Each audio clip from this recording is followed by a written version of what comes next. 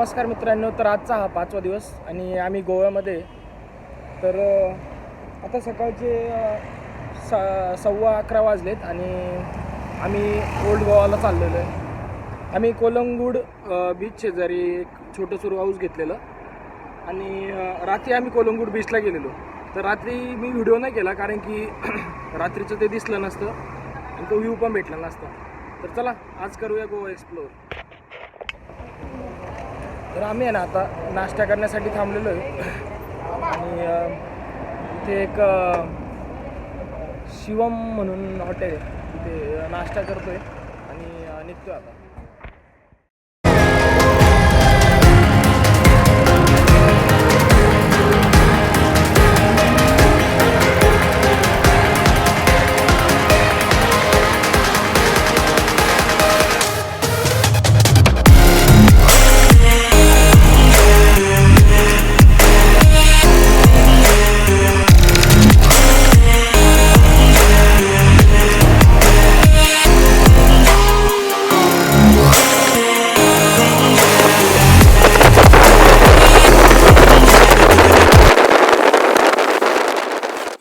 तर आजच्या दिवसातला पहिला आपला जो प्लेस आहे, जे ठिकाण आहे ते आहे भारतीय पुरातत्व सर्वेक्षण असं या ठिकाणाचं नाव आहे. इथे एकदम प्राचीन काळातलं वस्तू आहे आणि एक चर्च आहे खूप मोठं, मी ते तुम्हाला दाखवतो.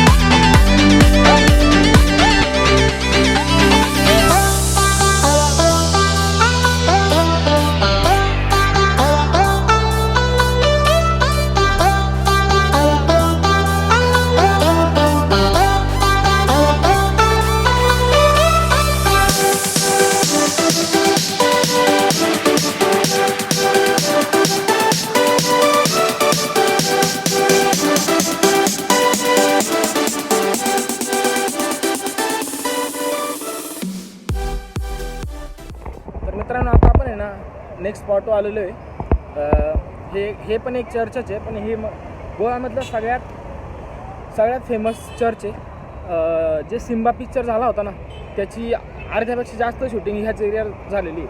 म्हणजे या चर्चचं नाव आहे ना चर्च ऑफ ओल्ड लेडी आहे आणि याच्या समोरच पुढे मिरामार बीच आहे आणि हेच मिरामार पोलीस स्टेशन आहे जे त्या पिक्चरमध्ये यूज झालेलं आहे ना, ते पोलीस स्टेशन हेच आहे. तर चला बघूया.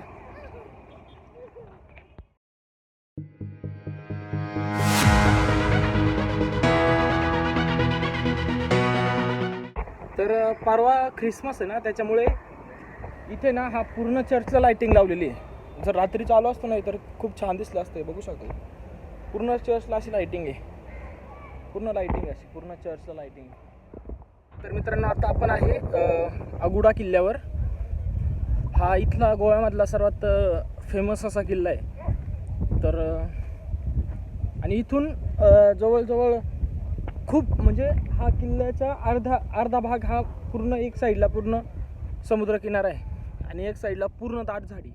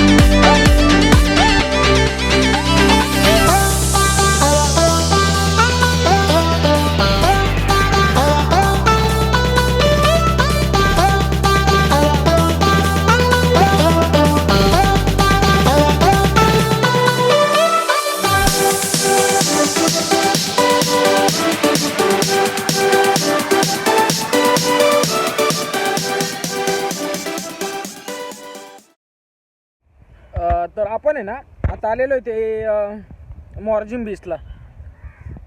तर सर्व बोलत होते की आपण बागा बीचला जाऊ, अजून 1-2 तिथले ते बीच होते तिथं जाऊ.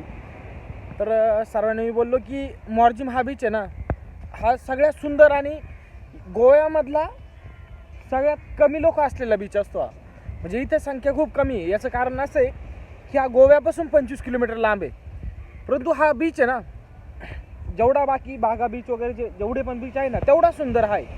फक्त इथली एकच खासियत आहे, हा क्लीन पण जास्त आहे. याच्यावर मासेमारी जास्त होते. म्हणजे इथून मासेमाऱ्यांच्या ज्या होड्या वगैरे असतात ना, नौका वगैरे, त्या इथून जास्त जातात. आणि इथे 90% हे फॉरेनरच आहे. इथे आपला इंडियन माणूस कोणीच नाही असं आहे, 10% फक्त. तर इथे हा आहे ना फॉरेनर लोकांसाठी ओळखला जातो हा बीच. आणि योगा क्लासेस वगैरे, फॉरेनर लोकांचे योगा क्लासेस वगैरे होतात इथे. तर चला तुम्हाला दाखवतो.